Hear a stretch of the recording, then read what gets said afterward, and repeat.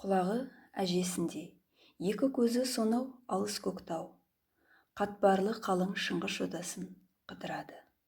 Жидебайдан 20 шақырымдай жердегі шыңғыс кешкі шақта ымырт жамыла, көкшілденіп, суық тартып алыстай береді. Жайын күштің жотасы тәрізденген қалың ауыр жоталар мен қатаң суық серек тастар болсын, баршасы да жымжырт қана сілейіп, түнге бейім ұсынып барады. Соңғы күндер ол тауларда не хал болып жатыр, бұл ауылға әзір мәлім емес. Бірақ борсақ бөкеншінің Қарашоқыдағы қуылғаны, көңірене көшіп кеткені анық. Қалың шыңғыс, қатпарлы бөктер бұл күндерде пәлелі бөктер екені анық. Абай соны ғана біледі. Таудан соққан суық ызғар қатал мінездердің ызғары тәрізді.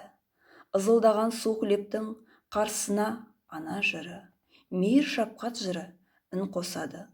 Құшағына тартқан өзгеше бір күш, бар дүниені өзіне бағындырар орны бар. Баяу да болса, басым сас. Абай бір түрлі сейіліп, іштей серпіліп алып, тау жотасынан биіктеп аспанға қарады. Толық ай ашық көкті қалқып, сызып келіп, бір топ шоғыр қара бұлтқа кірді.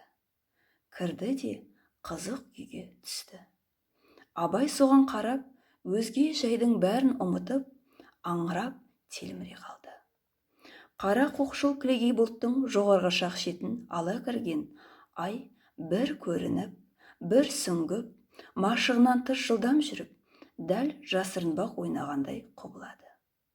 Кейде бір жолата білінбей батып кетіп, артынан тез жарқ етіп, күліп шыға келеді де, лезде барып тағы шомады. Келесі сәтте көзін қысып, сығырайтып, әдейі ойнағандай боп, бір жақ шетін ғана көрсетіп, сызып қалқып отырады да, тағы да сөне қалады. Абай дәл мұндай болып құбылған ойнақ айды ең алғаш байқаған еді. Тағы бір рет ай шеті қылдырақтай боп көріне түсіп, сөне қалғанда еріксіз күліп жіберді. Мынау ай дәл бір құлдыраған жас бала тәрізденді. Қушынақ тәтті қылығы бар бала. Бір сәтте есік артында тасырлатып, салдыр-гүлдір асығып келе жатқан аяқ дыбыстарын естілді. Сықылдап тұрып, күле қашып, жүгіріп келе жатқан Оспан екен. Қуғыншы бақыр жылап, өлердей күйіп келе жатқан Смағұл. Ол да Абайдың інісі Айғыздан туған. Смағұл Оспанмен түйедей құрдас.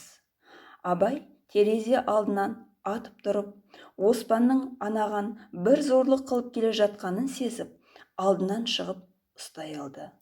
Смағұл да кеп Оспанға жабыса